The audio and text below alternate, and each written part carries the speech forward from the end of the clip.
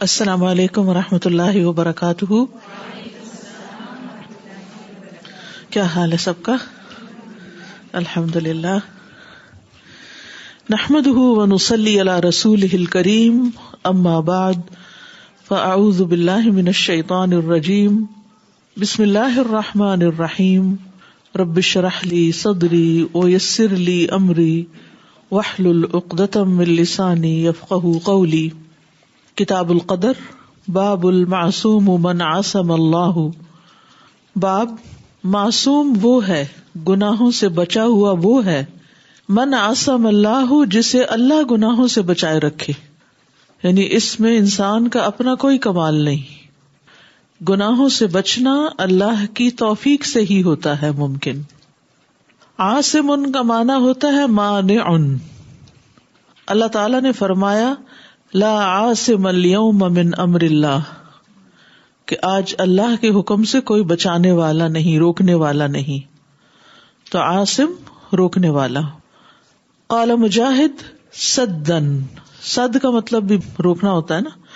سدن عن الحق یترددون فی الضلالۃ. یہ جو سورۃ یاسین میں آتا ہے وجعلنا من بین ایدیہم سدا ومن خلفہم سدا، تو اس کا کیا مطلب ہے؟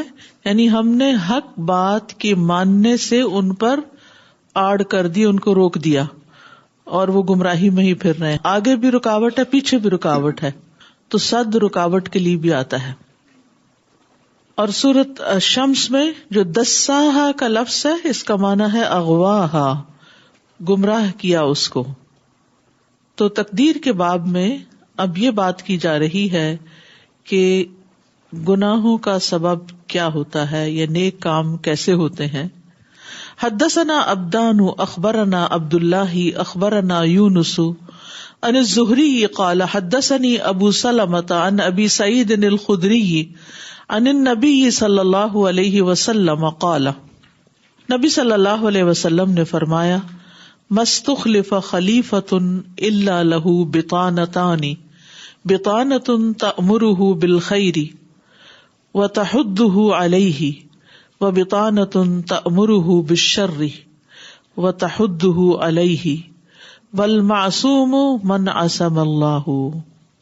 ابو سعید خدری رضی اللہ عنہ روایت کرتے ہیں کہ نبی صلی اللہ علیہ وسلم نے فرمایا مستخلف خلیفۃ، نہیں خلیفہ بنایا گیا کسی کو، یعنی جب بھی کوئی شخص خلیفہ بنتا ہے، حاکم بنتا ہے، الا له بطانتان، مگر اس کے لیے دو طرح کے قریبی ہوتے ہیں، صلاح کار، مشیر. بطانۃ، ایک مشیر وہ ہوتا ہے تأمرہ بالخیر، جو اس کو خیر کا حکم دیتا ہے، وتحضہ علیہ، اور اس پر ابھارتا ہے. وبطانۃ، اور ایک مشیر تأمرہ بالشر، جو اس کو شر کا حکم دیتا ہے، برائی کا حکم دیتا ہے. وتحضہ علیہ، اور اس پر اس کو ابھارتا ہے. والمعصوم، اور گناہوں سے بچا ہوا وہی ہے من عصم اللہ، جس کو اللہ بچائے. تو یہاں پر حکمران کی بات کی گئی ہے کہ حکمران کے لیے یا خلیفہ کے لیے یا امیر کے لیے دو طرح کے وزیر ہوتے ہیں یا مشیر ہوتے ہیں. بتانا کا لفظ جو ہے اس ساتھی کو کہتے ہیں جو رازدان ہوتا ہے، یعنی جس پر انسان بھروسہ کر کے اپنے دل کی بات کہہ دیتا ہے، اپنے اندر کے راز اس کو بتا دیتا ہے. تو ویسے بتانا کا لفظ جو یہ بطن سے ہے، اور بطن پیٹ کو کہتے ہیں، اور پیٹ کے اندر جو کچھ ہے وہ سب چھپا ہوا ہے، ظاہر سامنے کچھ نظر نہیں آتا. اور اسی طرح کپڑے کی اندرونی تہہ کے لیے بتانا کا لفظ استعمال ہوتا ہے. جیسے ویسٹ وغیرہ ہم پہنتے ہیں تو جسم کے ساتھ لگی ہوئی ہوتی، تو ایسا ساتھی جو آپ کے اور اس کے بیچ میں کوئی اور نہ ہو، یعنی جو آپ کے ساتھ لگا ہوا ہوتا ہے. تو یہاں برے ساتھی اور اچھے ساتھی کی صفات بتائی گئی ہیں. برا ساتھی یعنی کسی بھی حکمران کا جو برا ساتھی ہے، وہ یہ دیکھتا رہتا ہے کہ حکمران کیا چاہتا ہے، کیا پسند کرتا ہے، پھر جو وہ پسند کرتا ہے اس کو اس کے لیے خوبصورت بنا دیتا ہے. کیونکہ اس کو اس کی نظروں میں جچنا ہے، وہ اس کی پسند اور اس کی مرضی کے کام کرتا ہے اور کہتا ہے کہ یہی حق ہے، تم نے بہت اچھا کام کیا، تم نے تو خوب فائدہ پہنچایا، حالانکہ وہ شخص کوئی برے کام کر رہا ہوتا ہے یا ظلم کر رہا ہوتا ہے.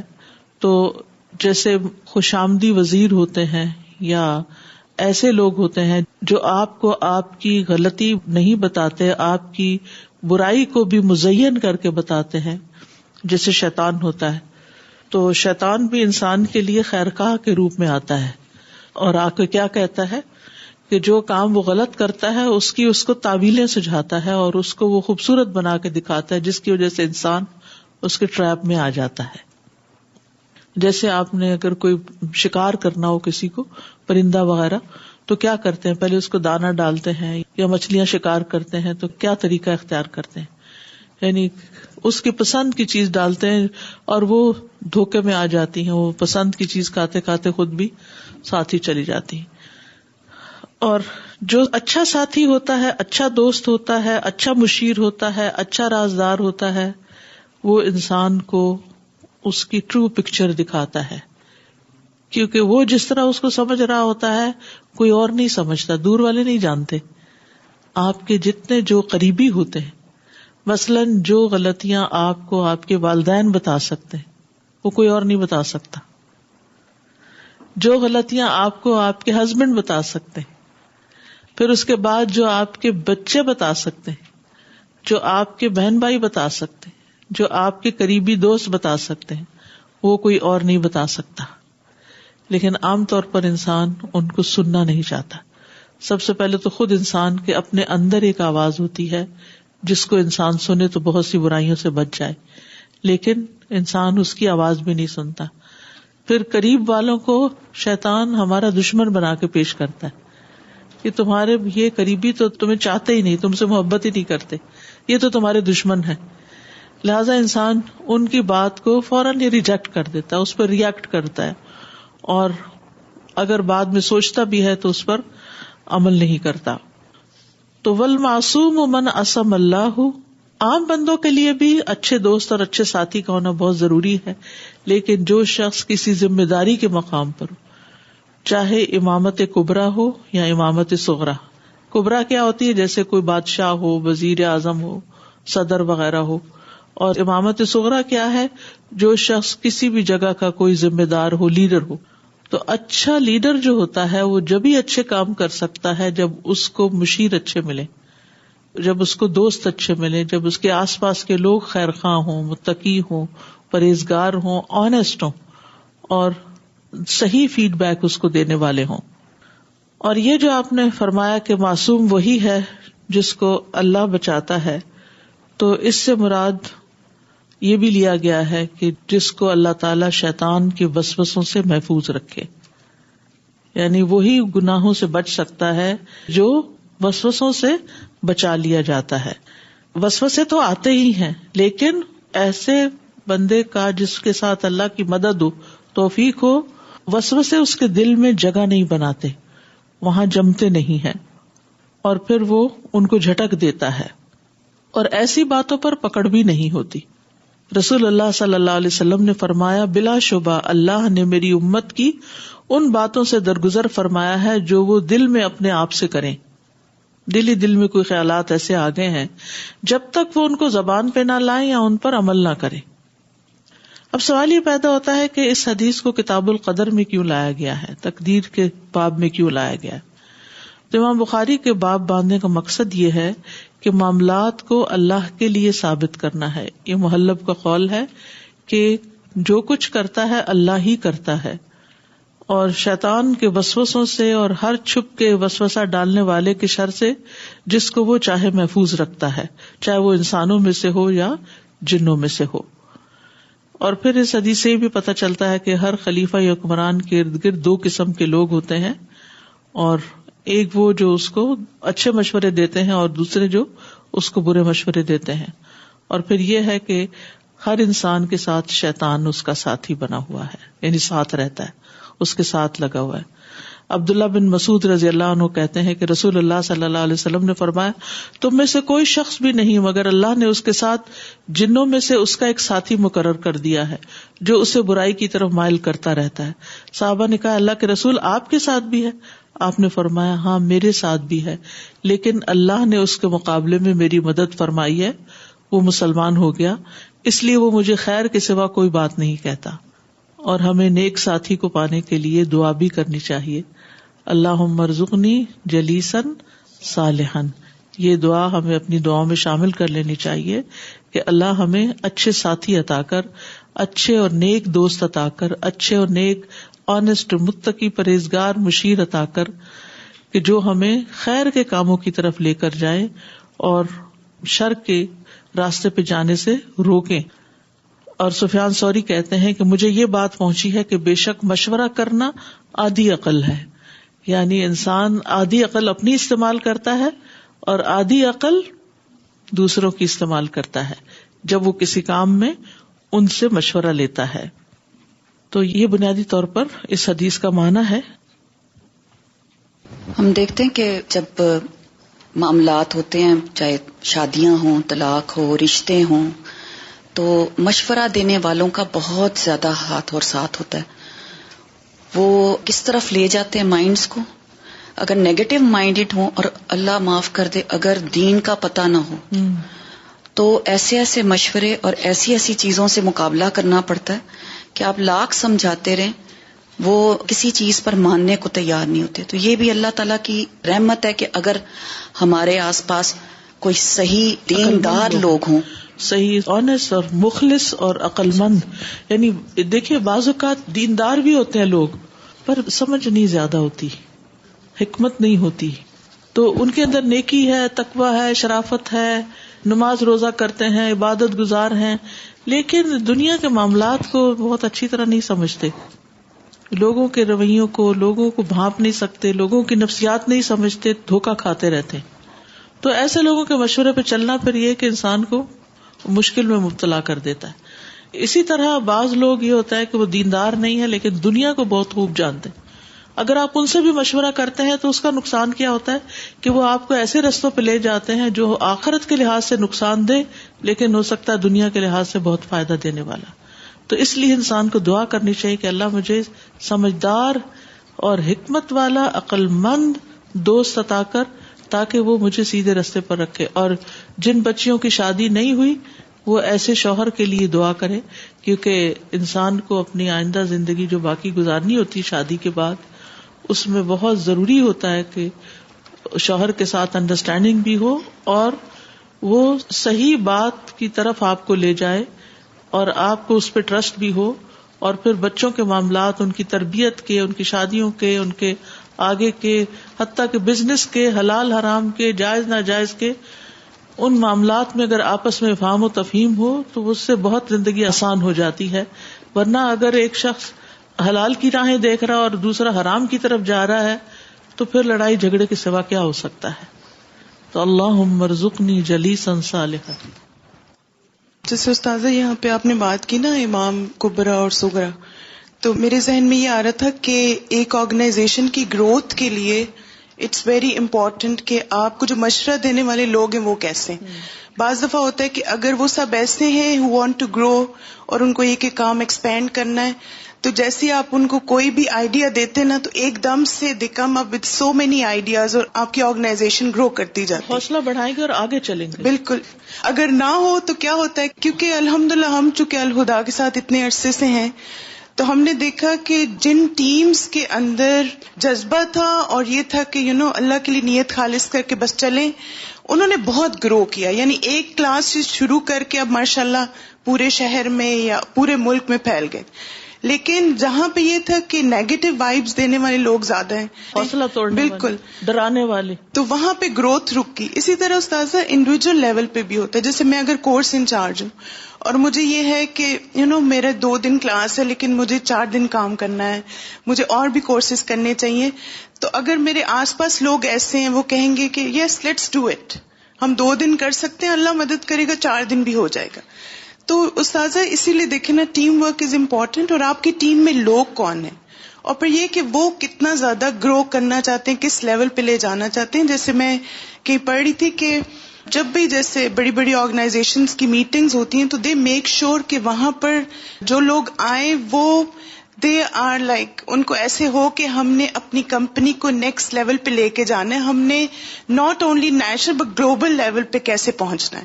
تو جو لوگ گلوبلی سوچتے ہیں دے ریچ گلوبلی، اور جو نیشنلی سوچتے ہیں وہ نیشنل لیول پہ رہیں گے، جو سٹی لیول پہ سوچتے ہیں وہیں پہ رہیں گے. بالکل. اس کا مطلب یہ ہے کہ انسان کو آگے بڑھانے میں اس کے دوستوں کا، اس کے ساتھیوں کا، اس کے ماحول کا بہت اثر ہوتا ہے.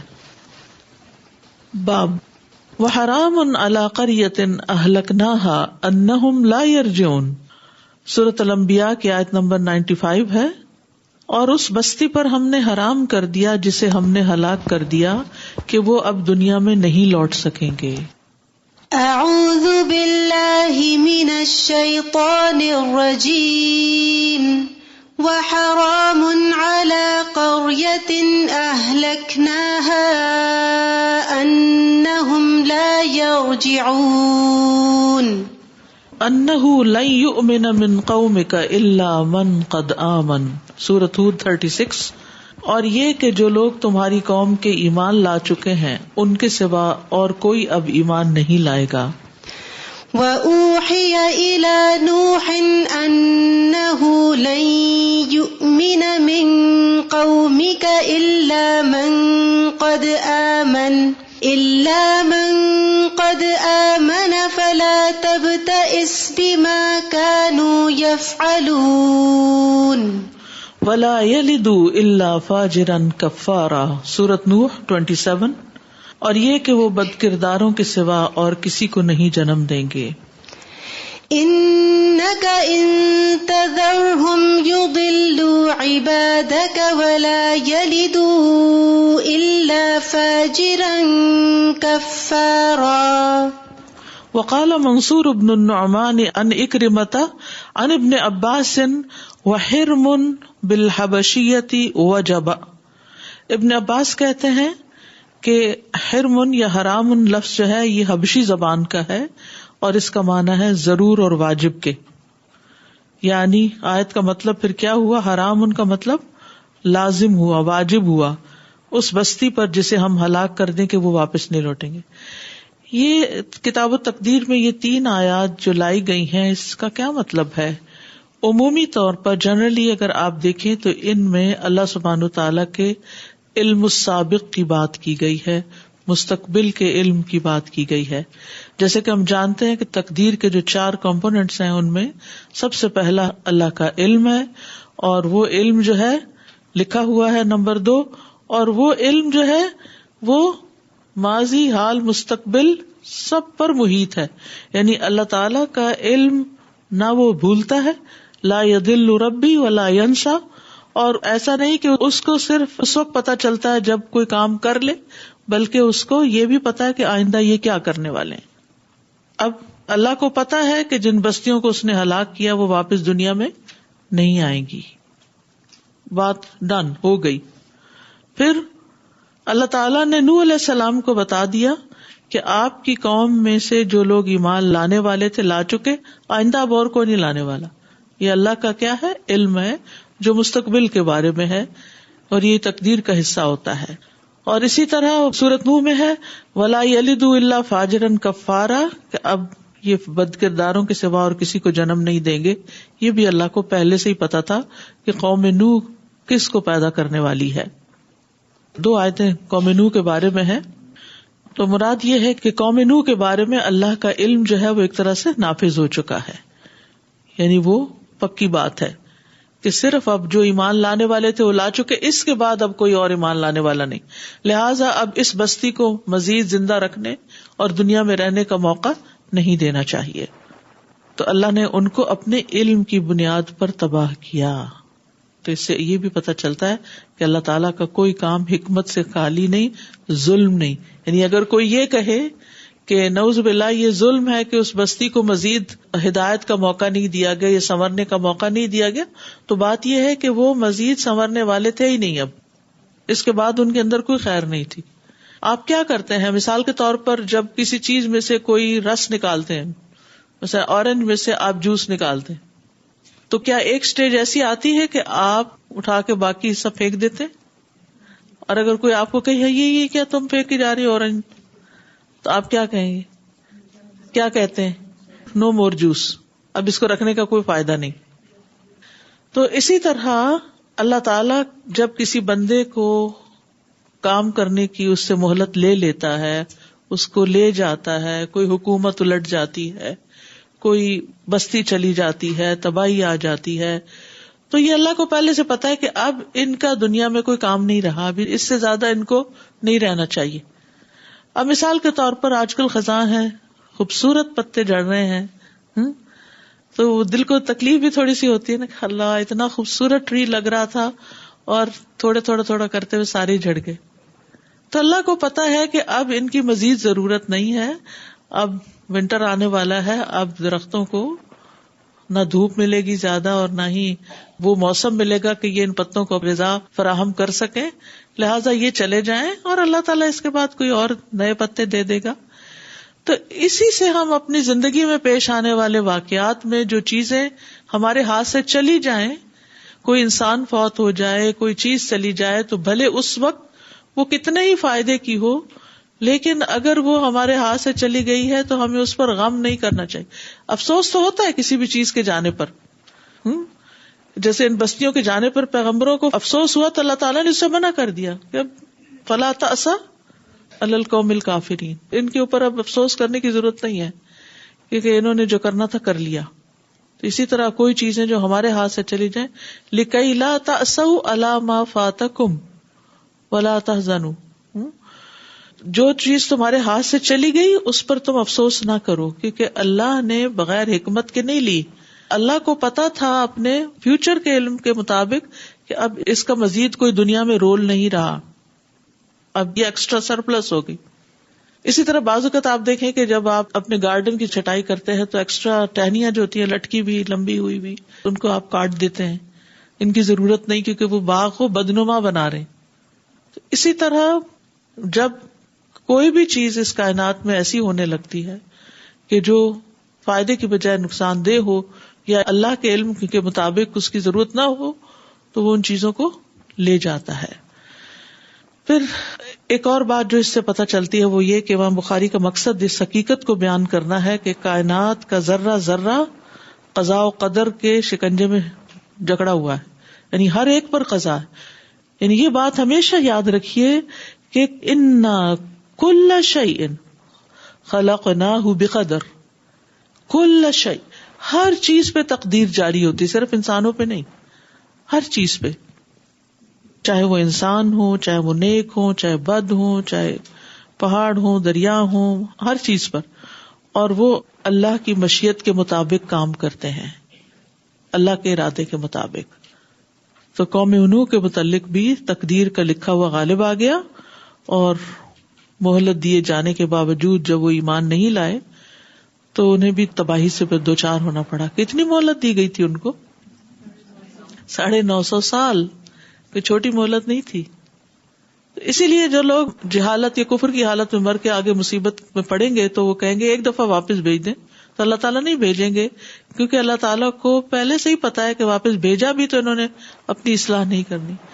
کچھ لوگ ہوتے ہیں ان کو زندگی میں ایک جھٹکا ہی کافی ہوتا ہے سیدھا ہونے کے لیے، اور کچھ لوگ ایسے ہوتے ہیں کہ جن کو بار بار جھٹکے لگتے ہیں لیکن بار بار دوبارہ وہی غلطی دہراتے ہیں، وہ پھر وہی کرتے ہیں. تو اس لیے ہم سب کو اللہ تعالیٰ کو جاننا چاہیے، اللہ تعالیٰ کے ارادوں کو، اللہ تعالیٰ کے اسماء و صفات کو جاننا چاہیے، اللہ تعالیٰ کی معرفت ہونی چاہیے، اللہ کے کلام کی معرفت ہونی چاہیے کہ جس کی یہ دنیا ہے، جس نے یہ سب بنایا ہے، وہ خود کون ہے اور وہ ہم سے چاہتا کیا ہے، کہ ہم کسی چیز کے ملنے پر کس طرح ریئیکٹ کریں اور کسی چیز کے جانے پر کس طرح ریئیکٹ کریں.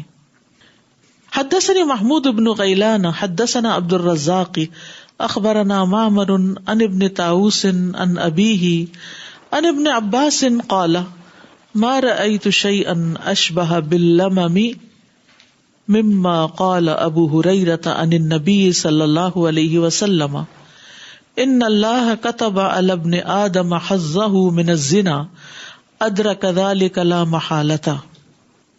ابن عباس رضی اللہ عنہ نے بیان کیا کہ ما رأیت شیئا، نہیں میں نے دیکھا کسی چیز کو یا نہیں میں جانتا کسی چیز کو، اشبہ جو زیادہ مشابہ ہو، باللمم لمم کے، مما قال ابو ہریرہ اس سے جو ابو ہریرہ نے کہا، ان النبی صلی اللہ علیہ وسلم، نبی صلی اللہ علیہ وسلم سے. یعنی لمم کا مطلب، ابن عباس کون ہے؟ مفسر قرآن ہے. تو قرآن کی اس آیت کی تفسیر کرتے ہوئے لمم کے معنی پہ آ کے کہتے ہیں کہ اس کی سب سے بہتر وضاحت ابو ہریرہ کی حدیث کرتی ہے جو نبی صلی اللہ علیہ وسلم سے روایت کرتے ہیں. کیا؟ ان اللہ کتب علی ابن آدم، کہ اللہ نے لکھ دیا ہے ابن آدم پر، حظہ من الزنا، زنا میں سے اس کا کوئی نہ کوئی حصہ، ادرک ذلک لا محالۃ، جس سے اسے لا محالہ گزرنا ہے. وزنا العین النظر، وزنا اللسان المنطق، والنفس تمنا وتشتہی، والفرج یصدق ذلك او یکذبہ. بس آنکھ کا زنا غیر محرم کو دیکھنا ہے، زبان کا زنا غیر محرم سے گفتگو کرنا ہے، دل کا زنا خواہش اور شہوت ہے، اور شرمگاہ اس کی تصدیق کر دیتی ہے یا اسے جھٹلا دیتی ہے. وقال شبابۃ حدثنا ورقاء عن ابن طاووس عن ابیہ عن ابی ہریرہ عن النبی صلی اللہ علیہ وسلم. یہ دوسری روایت میں بھی یہ بات آئی ہے. تو یہ جو بات ہے کہ اللہ تعالی نے ہر شخص پر زنا کا حصہ لکھ دیا ہے، یہ حدیث جو ہے بخاری کے علاوہ مسلم میں بھی آئی ہے. اس کا مطلب یہ نہیں ہے کہ اللہ سبحانہ وتعالی زنا کی دعوت دے رہے ہیں یا اس کی ترغیب دے رہے ہیں یا جو گناہ ہیں ان کا ارتکاب کرنے کی حجت فراہم کر رہے ہیں کہ جو چاہے گناہ کر لے کیونکہ گناہ اس پر لکھا جا چکا ہے. یہاں بنیادی طور پر اللہ تعالی کے علم کی خبر دی جا رہی ہے جو اس کو بندوں کے بارے میں ہے. یہ بات یاد رکھیے، یہاں گناہ کی اجازت یا دعوت نہیں دی جا رہی، بلکہ خبر دی جا رہی ہے کہ بندے جب ان کو خواہشات اور ان کے اندر شہوات رکھ دی گئی، زین للناس حب الشہوات من النساء والبنین والقناطیر المقنطرۃ الی آخرہ. ٹھیک ہے، تو جب ان کے اندر یہ چیز رکھ دی گئی ہے حب الشہوات، تو پھر ان شہوات کی وجہ سے وہ کریں گے کیا؟ وہ کہیں نہ کہیں غلط چیزوں میں پڑیں گے، کوئی آنکھ سے اور کوئی زبان سے اور کوئی کان سے اور کوئی اس کی طرف چل کے جائے گا اور کوئی آخری درجے تک بڑے گناہ میں بھی پڑ جائے گا. دوسری بات، اس سے یہ بتانا بھی مقصود ہے کہ انسان معصوم عن الخطا نہیں ہے. لا تزکوا انفسکم، اپنے آپ کو بڑا نیک پاک مت سمجھو، بل اللہ یزکی من یشاء. کوئی یہ نہ کہے کہ نہیں میرے دل میں تو کبھی کوئی برا خیال آیا ہی نہیں. یہ تو اللہ کا شکر ہے کہ اللہ نے سب کے خیالات کو ڈھانپ کے رکھا ہوا، اور کسی کو کسی کا نہیں پتا کہ کون کیا سوچتا ہے سوائے اس کے کہ انسان خود اپنے بارے میں جانتا ہو. تو اپنا محاسبہ کرنے کی ضرورت ہے. تو انسان جو ہے معصوم عن الخطا نہیں، وہ اچھے کام بھی کرتا ہے اور اس سے خطا بھی ہوتی، اسی لیے اس کے لیے استغفار اور توبہ رکھی گئی ہے. ٹھیک ہے، کہ اگر اس سے غلطی ہو جائے تو توبہ کر لے. اور مسلمان کو یہ بات پتا ہوتی ہے کہ جب اس سے کوئی غلطی ہو تو پھر وہ غلطی پہ غلطی نہ کرتا جائے اور توبہ کر لے، واپس پلٹ آئے. پھر اس حدیث میں جو آخری سٹیپ بتایا گیا کہ حقیقی زنا میں پڑ جانا، جو بڑا زنا ہے اس میں پڑ جانا، تو اس سے پہلے کچھ سٹیپس ہیں. اگر انسان ان سٹیپس پر اپنے آپ کو کنٹرول کر لیتا ہے تو بڑی مصیبت میں پڑنے سے بچ جائے گا. لیکن اگر انسان اپنی آنکھ کی حفاظت نہیں کرتا، اپنی زبان کی حفاظت نہیں کرتا اور آگے سے آگے بڑھتا چلا جاتا ہے تو ایک دن ہوتا ہے کہ پھر مصیبت میں پڑ جاتا ہے. اب دیکھیں کہ جو عورتیں یا جو لڑکیاں اپنی عصمتیں گنوا بیٹھتی ہیں، اگر وہ غور کریں، پیچھے کو چلیں، بیک ٹریک کریں تو سلسلہ شروع کہاں سے ہوا تھا؟ نگاہ سے شروع ہوا، اور پھر اس کے بعد یہ کہ کلام ہوا، چاہے ٹیکسٹنگ ہوئی یا فون پہ باتیں ہوئی یا ملاقاتیں ہوئی، اور قدم اٹھ گئے اس طرف، اور پھر ایسی باتیں انسان سب کے بیچ میں بیٹھ کے تھوڑی کرتا ہے، وہ تو تنہائی میں کرتا ہے. اور جب ایک مرد اور عورت کہیں پر تنہا ہوتے ہیں تو تیسرا شیطان ہوتا ہے، اور وہ شیطان جو ہے وہ انسان کے لیے اس کے برے کام کو کبھی محبت کے نام پر اور کبھی کسی اور نام پر اس کے لیے آسان کر دیتا ہے، اور اس طرح انسان گناہ میں ٹریپ ہو جاتا ہے اور وہ زنا میں پڑ جاتا ہے. تو یہاں پر جو پہلی چند باتیں کی گئی ہیں وہ اس لیے تاکہ انسان کبیرہ میں نہ جا پڑے. لمم جو ہے وہ کیا ہے؟ آنکھ کا زنا، زبان کا، ہاتھ پاؤں وغیرہ کا، یہ لمم ہے. اور کبائر اور فواحش میں سے ہے شرمگاہ کا زنا. دوسری بات یہاں یہ بتائی گئی ہے کہ کوئی جاہل یہاں اللہ کی تقدیر کو بہانہ نہ بنائے کہ دیکھیں نا وہ حدیث میں لکھا ہوا ہے کہ ہر شخص کا زنا میں حصہ ہے، تو اس لیے اگر میں نے زنا کر لیا تو پھر میری تو تقدیر میں ہی لکھا ہوا تھا اس لیے کر لیا. کیونکہ انسان کو اللہ تعالیٰ نے آزادی بھی دی ہے، اچھے برے کا فرق بتا دیا ہے، اور اس کو بچنے کی طاقت بھی دی ہے، اس کو اور اسباب بھی بتائے ہیں کہ جن کی وجہ سے وہ بچ سکتا ہے. اللہ نے لکھنے کا مطلب یہ نہیں کہ جبر کیا، وہ اللہ کا علم سابق ہے جو لکھا ہوا. تقدیر کا دوسرا کمپوننٹ کیا ہے؟ کتابت. اور یہ کتابت کب ہوئی تھی؟ زمین و آسمان کی تخلیق سے 50,000 سال پہلے. کیونکہ اللہ کا علم کامل ہے، یہ اللہ کی قدرت اور طاقت کی علامت ہے. ٹھیک. اور اگر کوئی شخص بغیر جبر اور اکراہ کے کوئی غلط کام کرتا ہے تو وہ اپنی غلطی کا خود ذمہ دار ہے. پھر اسی طرح یہ ہے کہ انسان کے لیے اوامر کونیہ بھی ہیں اور اوامر شرعیہ بھی ہیں. بعض اوقات اوامر کونیہ سے انسان کسی ایک سچویشن میں پڑ جاتا ہے کہ ایسے فرینڈز مل جاتے ہیں، ایسا ماحول مل جاتا ہے کہ انسان ایسی جگہ پر جا پھنستا ہے. لیکن اوامر شرعیہ اس کو روکتے ہیں کہ دیکھو ٹھیک ہے تم اس سچویشن میں تو آ گئے ہو، کوئی تمہیں دعوت زنا دے رہا ہے، لیکن اب تم کیا کرو، اوامر شرعیہ کو ملحوظ رکھو. کیونکہ اگر انسان کر نہ سکتا ہوتا ان پر عمل تو اللہ تعالیٰ حکم بھی نہ دیتا. یعنی ہم گناہ کر کے امر کونی کو تو بہانہ بنا لیتے ہیں. اب امر کونی سب کو پتا نہیں میں کیا کہہ رہی ہوں، یعنی جو ہم کہتے ہیں لکھا ہوا تھا ہماری قسمت میں، لیکن ہم امر شرعی کو بھول جاتے ہیں کہ اللہ نے کچھ اور بھی بتایا ہوا اس کے ساتھ ساتھ، تو ہمیں اس کی طرف بھی توجہ کرنی ہے.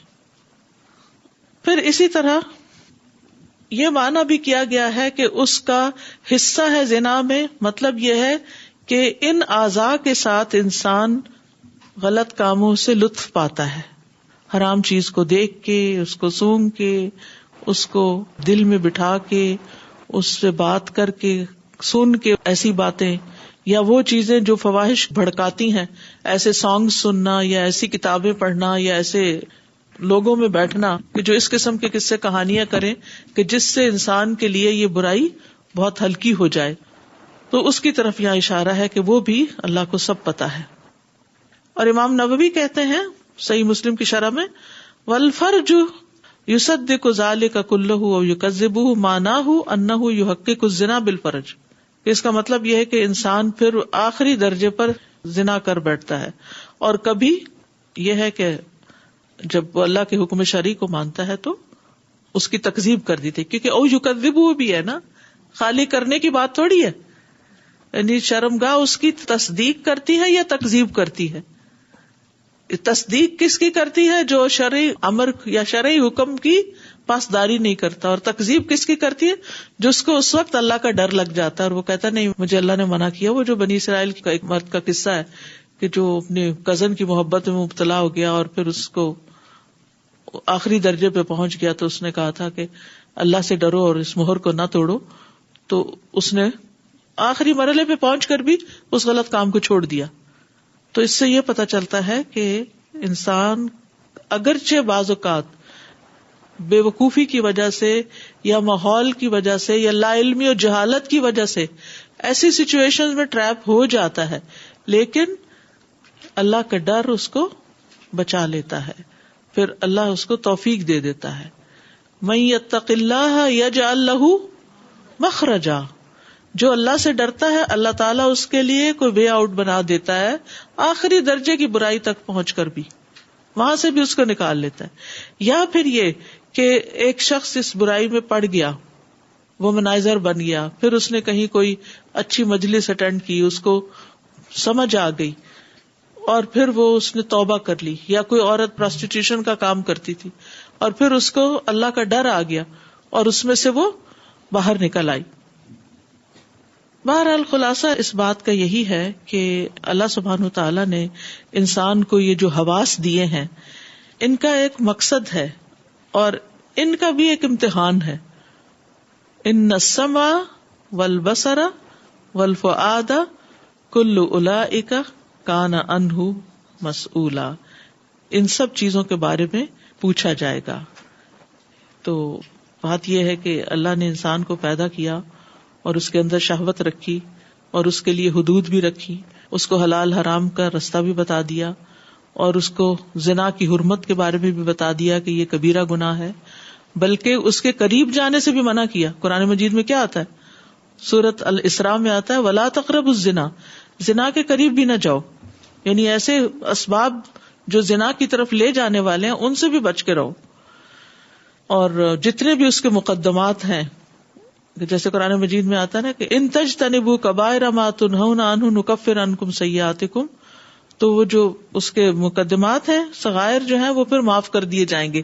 اگر انسان بڑی مصیبت میں نہیں پھنستا جا کے تو یہ چھوٹی چھوٹی نگاہ نے کوئی حرام چیز دیکھ لی یا کہیں کوئی کسی مرد سے اس طرح بات ہو گئی ایسے لہجے میں کہ وہ غلط فہمی میں مبتلا ہو گیا، یا کوئی ایسی لباس پہن لیے کہ جس سے کسی مرد کے اندر شہوت بھڑک اٹھی، تو یہ ساری چیزیں جو ہیں پھر زنا کی طرف چونکہ لے جانے والی بن جاتی ہیں.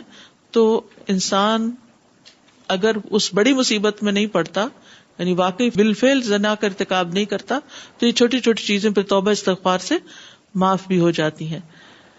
اور اللہ تعالیٰ کسی پر ظلم کرنے والا نہیں ہے. اور پھر آپ یہ بھی دیکھیں کہ اللہ تعالیٰ کو صرف یہی نہیں پتا کہ ایک شخص زنا کر لے گا، بلکہ یہ بھی پتا ہے کہ کس نے کتنی دیر کسی حرام چیز کو دیکھا، اس کی کیفیت کیا ہوئی، پوری باڈی کا ریئیکشن کیا تھا، اور کتنی دفعہ اس نے ایسا کیا، ہاؤ مینی ٹائمز اس نے ایسی چیز دیکھی یا ایسا کوئی کام کیا. اور پھر یہ ہے کہ ایسی چیزیں تو ماحول کے اندر ہوتی ہیں، اس لیے ادرک ذالک لا محالہ ان چیزوں سے واسطہ تو پڑے گئی. یعنی انسان نہیں بھی چاہتا. آج کل آپ دیکھیں کیا فتنہ ہے، آپ اچھے سے اچھا لیکچر سن رہے ہوں یوٹیوب پر، ذرا سا آپ ادھر سے ادھر ہوئے نہیں تو ایسی چیز کو فحش سامنے آ جائے گی کہ چند لمحوں کے لیے تو آپ کی نظروں سے گزرے گی. اچھا پھر آپ چاہے تلاوت بھی سن رہے ہیں تو بعض اوقات جو تلاوتیں بہت ہٹ ہوتی ہیں نا، تو پھر کیا ہوتا ہے ان پہ اشتہار بھی ایسے آ جاتا ہے، ایک دم میوزک کا ہنگامہ. اب وہ کانوں نے کچھ دیر تو فضولیات سنی، جتنی دیر میں آپ ڈھونڈ رہے ہیں کہ کہاں سے اس کو بند کروں، اور پھر یہ مصیبت کے سکپ کرنے کے لیے بھی کچھ سیکنڈ آپ کو انتظار ہی کرنا پڑتا. یہ ہے ادرک ذالک لا محالہ. یہ لا محالہ ہے کہ آپ کے پاس اختیار ہی نہیں کہ آپ اس کو روکیں. یعنی آپ کے دروازوں پہ لکھا ہوا ہے کہ پہلے آپ یہ برائی کریں، پھر آپ کو اندر نیکی کرنے کے لیے جانے کی اجازت دی جائے گی. پتہ نہیں آپ لوگوں کو اتفاق ہوتا ہے یا نہیں. میرا نہیں خیال کوئی بھی بچا ہوا ہے کہ نہ چاہتے ہوئے بھی. حتیٰ کہ حیرت کی بات ہے، مجھے سمجھ نہیں آتی، بعض اوقات اچھے اچھے اسلامک لیکچرز ہوتے ہیں، ان کے پیچھے میوزک لگا دیتے ہیں ہا کے بغیر، وہ ساری توجہ ادھر چلی جاتی ہے، پتہ نہیں چلتا کہ یہ کہنے والا کیا کہہ رہا ہے. یعنی بعض بیک گراؤنڈ کے اتنے لاؤڈ میوزک ہوتے ہیں، کہتے ہیں جب کہا جائے کہ یہ میوزک ہے تو کہتے ہیں نہیں میوزک نہیں، یہ باکس بیٹنگ ہے یا پتہ نہیں کیا ہے، جس کی وجہ سے وہ ایک پھر اور ایڈوانٹیج لے جاتے ہیں. پھر اسی طرح یہ جو ہے نا کہ والنفس تمنا، نفس جو ہے انسان کا تمنا کرتا ہے. یعنی نفس کا زنا کیا ہے یا دل کا زنا کیا ہے کہ دل میں بار بار ان خیالات کا آنا اور پھر ان خیالات کو بٹھائے رکھنا، وہی باتیں سوچے جانا، اپنے دل دماغ کو کسی اور طرف نہ لگانا، اور پھر آخری مرحلے میں حرام میں پڑ جانا. تو یہ ہے اس حدیث کا معنی. فزن العین النظر، آنکھ کا زنا غیر محرم کو دیکھنا ہے. وزن اللسان المنطق، اور زبان کا زنا غیر محرم سے گفتگو کرنا ہے. والنفس تمنا، اور نفس تمنا کرتا ہے. وتشتہی، اور خواہش رکھتا ہے. والفرج یصدق ذالک، اور شرمگاہ اس کی تصدیق کرتی ہے. او یکذبہ، یا اس کو جھٹلا دیتی ہے. سزا اس طرح تو کمپیوٹر کے لیے بھی بیٹھنے سے پہلے کہنا چاہیے اللہم ارزقنی جلیسا صالحا. صرف ہمارے ہی مذہب میں نہیں بلکہ ہر جگہ ہی جو برائی ہے وہ برائی مانی جاتی. جیسا میرا بیٹا کام کرتا ہے اس میں جو ڈپارٹمنٹ ہے جہاں پر نارکوٹکس کو وہ کیور کرتا ہے، وہ کہتا ہے لوگ اتنی لسٹ میں مبتلا ہوتے ہیں اور وہ آ کے کہتے ہیں کہ ہمیں اس سے چھٹکارا کہیں سے مل جائے. ان کے اندر تڑپ ہوتی ہے، بار بار آتے ہیں، they don't want to do it, اور وہ اس کے لیے میڈیسنز کھاتے ہیں. کوئی اتنی ان کو سویر قسم کی میڈیسنز دی جاتی تاکہ وہ ان کو بار بار ابھارے نہ شراب کی طرف یا کوئی بھی کام. اسی طرح جو کمپیوٹرز میں بیٹھے ہوتے ہیں یا بہت زیادہ گیمنگ میں، ان میں یہ عادتیں پڑ جاتی ہیں، ایڈکشن ہو جاتی ہے، ایڈکشن حد سے زیادہ، پورنوگرافی، اور اتنی زیادہ کہ استاذہ کہ وہ خود کئی دفعہ ایک سٹیج آتی ہے کہ they just want to kill themselves, اور موسٹلی سوسائڈ پہ اس پہ نتیجہ ہو جاتا ہے.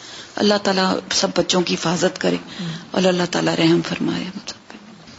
اچھا، یہاں جو لفظ ابن آدم آیا ہے نا، تو ابن آدم جو ہے اس سے مراد انسان ہے، لیکن اس میں انبیاء علیہ السلام جو ہوتے ہیں وہ معصوم ہوتے ہیں، ان کے اندر یہ گناہ نہیں ہوتے. اور عام انسانوں میں بھی درجات ہوتے ہیں، کچھ لوگ کم ہوتے ہیں اس گناہ میں، کچھ زیادہ. بچا ہوا کوئی بھی نہیں، یعنی بچے ہوئے وہ ہیں جن کو اللہ بچائے. میں ایک چیز کنیکٹ نہیں کر پا رہی ہوں شاید، کہ پہلے بتایا گیا تھا کہ دل میں جو باتیں آتی ہیں اس کے بارے میں ہم سے نہیں سوال ہوگا یا معاف ہے، اور پھر قرآن شریف میں بھی یہ کہ اس کو کھول دی جائیں گے دل، اور ابھی بھی جیسے آپ نے کسی چیز کو ریفر کیا کہ اس کے بارے میں پوچھ ہوگی فواد کے بارے میں. تو مجھے یہ کنیکشن سمجھ میں شاید نہیں آ رہا کہ وہ کون سی تھاٹس ہیں جو معاف ہو جائیں گی اور وہ کون سی تھاٹس ہیں جن کے بارے میں پوچھ ہو جائے گی. وہ تھاٹس جن پہ عمل نہ کیا جائے وہ معاف ہو جائیں گے، ایون اگر وہ ایول ہیں، ایون اگر ایول آ گئی ہے اندر تو زبان پہ نہیں لائے آپ اس کو فالو نہیں کرتے، کسی سے ذکر نہیں کرتے، وہ اندر کی اندر ہی ختم ہو جاتے ہیں، تو اس پر پکڑ نہیں ہے. اس میں یہ بھی ہے کہ اللہ تعالیٰ کی رحمت دیکھیں کہ اگر دل میں نیکی کا خیال آتا ہے اور اچھے کام کی آپ نیت کرتے ہیں تو اس پر آپ کو اجر دیا جاتا ہے. لیکن اگر آپ صرف برائی کی نیت ہی کرتے ہیں اور کرتے نہیں تو معاف کر دیا جاتا ہے، یعنی کچھ بھی گناہ نہیں لکھا جاتا، بلکہ اس گناہ کے نہ کرنے پر بھی اجر دیا جاتا ہے. اور اگر ایک خیال جو برا ہے، اگر بتا کلنگ آن ٹو دیٹ خیال اور کرتا رہے خیال اپنی مرضی سے، اب وہ اس کو جما کے بیٹھا، اس پہ پکڑ ہے. جیسے اگر برائی کا خیال آیا تو اب اسی کے بارے میں سوچ رہا ہے. وہ آتا نا کہ ولیکن ما تعمدت قلوبکم، یعنی عمدن وہ جان بوجھ کے اس سے لذت لے رہے ہوں، یعنی سوچ کے پھر دھیان ادھر، پھر بھول جائے تو پھر جیسے نشہ ہو جاتا ہے نا.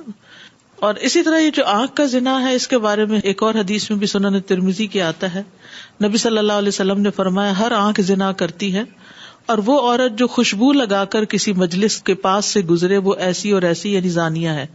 یعنی اگر آپ کو مارکیٹ جانا ہے یا آپ مردوں کے ساتھ مل کے کام کرتے ہیں تو پھر آپ کو کوئی ایسی خوشبو نہیں لگانی چاہیے کہ جو مردوں تک پہنچے. اور اسی طرح زبان کا زنا جو ہے وہ بات چیت کرنا ہے. اب چاہے ہاتھ سے آپ ٹائپ کریں یا آپ زبان سے بولیں، دونوں اس میں آ جاتے ہیں پھر. اور شرمگاہ یا تو تکذیب کرتی ہے یا تصدیق کرتی ہے. اور پھر یہ ہے کہ یہ یاد رکھنا چاہیے کہ انسان کو مجبور نہیں کیا گیا ان چیزوں کے کرنے پر. استاذہ مجھے آپ کی بات یاد آ رہی تھی کہ ایک دفعہ ہم سے شیئر کیا تھا کہ آپ جب بھی کہیں درس کے لیے جاتی ہیں تو آپ وہ دعا مانگتی نا، ربی ادخلنی مدخل صدق. تو ابھی پچھلے دنوں کی شادی کا کسی نے مجھے کہا درس ہے، اور میں گئی تو درس کے بعد کھانا تھا، کھانا کھا کے تو ہم نے کہا اثر پڑھ کے نکلتے ہیں. تو وہ نا جیسے ایسے ہو رہا تھا کہ لوگ بہت خسر پھسر کر رہے تھے آپس میں، مجھے سمجھ نہیں آ رہی تھی کیا ہوا. تو خیر پھر ہم لوگ نکل گئے. تو جو مجھے لے کے گئی تھی انہوں نے کہا کہ یہ نا انتظار کر رہی تھی آپ نکلیں تو ہم ڈھولکی رکھیں نا. تو میں نے کہا یہ اللہ کی مائیت ہوتی ہے کہ مثلاً انہوں نے اتنا مجھے ریسپیکٹ دیا کہ میرے سامنے نہ انہوں نے ڈھولکی نکالی نہ بات کی. تو جو آپ ابھی بات کر رہی تھی نا کہ انسان بعض ایسی جگہوں پہ جاتا ہے لیکن اللہ سبحانہ تعالیٰ کس طرح اس کو بچا لیتے ہیں. الحمدللہ. استاذہ جو آپ نے آنکھ کے زنا کی بات کی نا، تو یہاں پہ جیسے اگر آپ آنکھوں میں آنکھیں ڈال کے بات نہ کریں تو وہ آپ پہ شک کرتے کہ آپ مجرم ہیں جیسے نا. کر لیں، اگر آپ نہیں ہیں تو اللہ آپ کو بچائے گا. اور اگر آپ سامنے دیکھ بھی رہے ہیں تو پھر اپنی نظر بچانے کا مطلب صرف یہ بھی نہیں ہوتا کہ آپ دیکھیں ہی نہ، یا ادھر منہ کر کے دیکھیں یا نیچے منہ کر کے، آپ اس نظر سے نہ دیکھیں. یعنی اگر اٹریکشن فیل ہو رہی ہے تو اس کو کنٹرول کریں. مطلقاً دیکھنا منع نہیں ہے، یعنی یہاں دیکھنا بری نگاہ جس کو کہتے ہیں نا، وہ کس نظر سے دیکھ رہا ہے.